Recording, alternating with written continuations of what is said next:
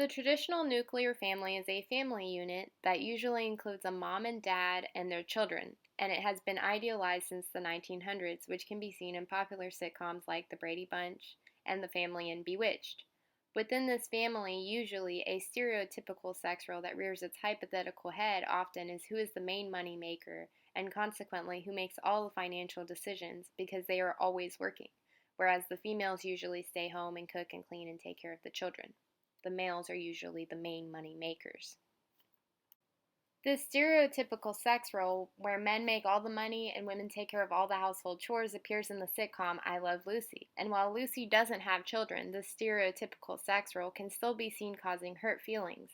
Meanwhile, in some traditional nuclear families, this stereotypical sex role can cause friction in the family because the children that are involved in this relationship see their mom as subordinate and maybe indolent, and their dad is the dominant party.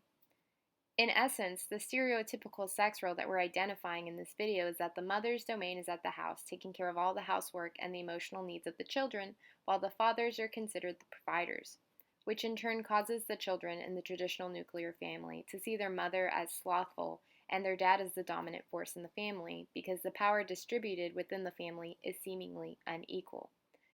So, an example of this sex role is that men are the hunters and women are the gatherers, if we were to go back to the Stone Age, of course.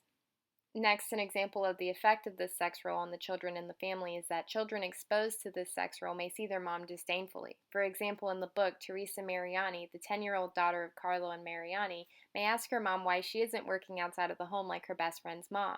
Teresa and her mother may argue about what Teresa says is her mother's laziness.